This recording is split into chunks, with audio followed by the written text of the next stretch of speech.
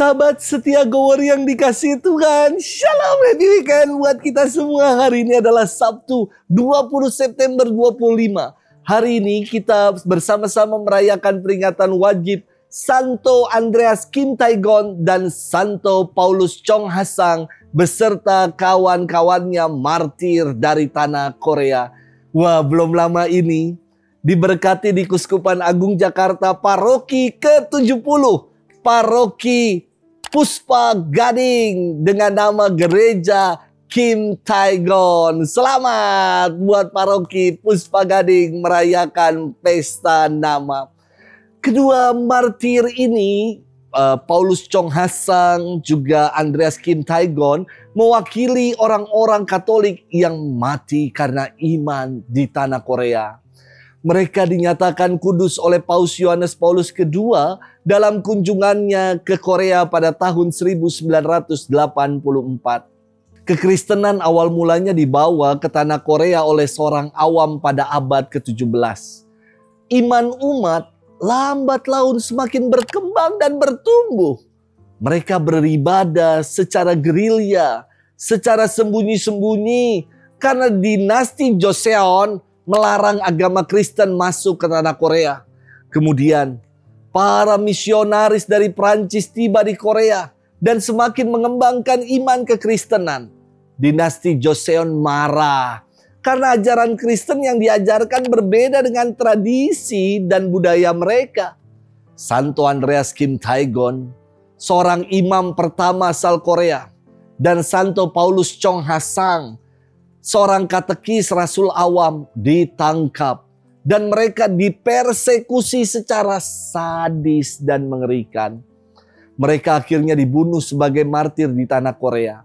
Santo Andreas Kim Tae-gon wafat hanya berselang 1 tahun setelah ia ditabiskan menjadi imam. Sebanyak 103 orang Katolik Korea wafat sebagai martir, ditambah 10 orang anggota Serikat Misi Asing. Dari Prancis ada 3 uskup dan 7 imam. Jumlah total martir di tanah Korea ada 113 orang. Iman yang dibangun di atas dasar darah para martir menjadikan gereja di tanah Korea terus bertumbuh dan berkembang. Saya pernah berziarah ke Korea, dan ketika merayakan Ekaristi di Katedral Myeongdong, itu di hari Minggu saya lihat jadwalnya per jam ada misa. Luar biasa sekali. Sungguh bertumbuh iman Kristiani kekatolikan di tanah Korea. Hari ini kita akan bersama-sama bermenung yang diambil dari Injil Lukas 8 ayat 4 sampai dengan 15. Mari kita siapkan hati kita. Haleluya, haleluya, haleluya. Berbahagialah orang yang menyimpan sabda Allah dalam hati yang baik dan tulus ikhlas, dan menghasilkan buah dalam ketekunan. Haleluya, haleluya, haleluya. Tuhan bersamamu dan bersama rohmu. Inilah Injil suci menurut Lukas. Dimuliakanlah Tuhan. Banyak orang datang berbondong-bondong dari kota-kota sekitar kepada Yesus. Maka Yesus berkata dalam suatu perumpamaan. Adalah seorang penabur keluar menaburkan benih. Waktu ia menaburkan, sebagian benih itu jatuh di pinggir jalan lalu diinjak-injak orang dan dimakan burung-burung di udara sampai habis. Sebagian jatuh di tanah yang berbatu-batu dan tumbuh sebentar, lalu layu karena tidak mendapat air. Sebagian lagi jatuh di tengah semak duri, sehingga terhimpit sampai mati oleh semak-semak yang tumbuh bersama-sama. Dan sebagian jatuh di tanah yang baik, lalu tumbuh dan berbuah 100 kali lipat.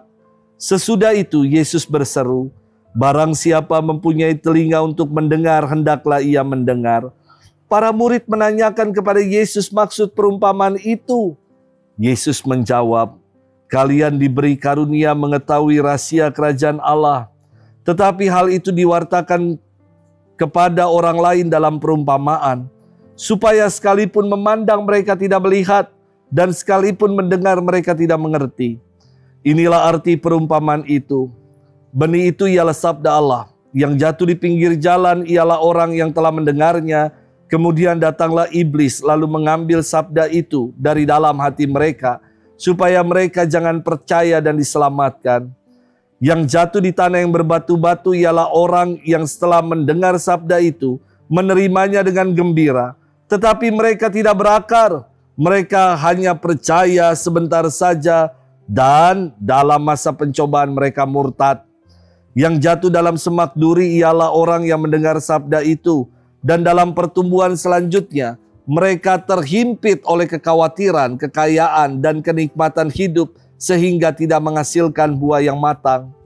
Yang jatuh di tanah yang baik ialah orang yang mendengarkan sabda itu dan menyimpannya dalam hati yang baik dan menghasilkan buah dalam ketekunan. Demikianlah sabda Tuhan, terpujilah Kristus. Sahabat setia Go Warrior yang dikasihi Tuhan, shalom, semangat, sehat, dan happy weekend buat kita. Tahun Ardas 2026 di Kuskupan Agung Jakarta, temanya adalah Keutuhan Alam Ciptaan. Sudah dipersiapkan di Paroki Pantai Indah Kapuk. Kami berinisiatif untuk menanam pohon-pohon cabai di lahan-lahan tidur sebagai penghijauan, sebagai pagar-pagar tanaman, dan juga dapat dimanfaatkan. Berhubung kami para pastor sekomunitas suka sekali makan sambal. Jadi harapannya Mbak nggak usah ke pasar beli cabai, tinggal petik sendiri. Umat juga boleh panen cabai. Dan tadi ya, karena di PIK ini, daerah ini ada kekhususan, yaitu kita bertetangga dengan monyet-monyet liar. Semoga tanaman-tanaman cabai ini bisa juga menjadi pagar bagi monyet-monyet yang ada di seberang sana. Kini, dulu itu ketika ditanam dari benih-benih kecil, dan kini sudah mulai tumbuh sekitar 30 cm. Wah, luar biasa. Dinantikan untuk segera berbuah saja. Sahabat setia Go Warrior yang dikasihi Tuhan. Firman Tuhan hari ini berkisah tentang perumpamaan seorang penabur. Dan Yesus sendiri menjelaskan maknanya. Sang penabur adalah Allah sendiri yang menaburkan kasih dan firman-Nya kepada semua orang. Maka dikatakan ia menaburkan benih di mana-mana. Allah menaburkan benih itu tanpa tebang pilih dimanapun ia menaburkan benih. Namun agar benih itu bertumbuh, berakar dan berbuah, tergantung dari tanah. Menggambarkan orang-orang yang menerima benih yang Allah taburkan itu. Jika yang menerima benih itu macam yang jatuh di pinggir jalan, ia cuma sekedar mendengar firman Tuhan, namun tidak percaya, tetap degil dan hidup dalam dosa. Yang jatuh di tanah berbatu-batu adalah orang yang mendengarkan firman, merasa senang, namun tidak mengakar, tidak mengalami transformasi dalam hidup, tidak mengalami perubahan dalam hidup. Sehingga benih itu tumbuhnya cuma sedikit, lalu mati.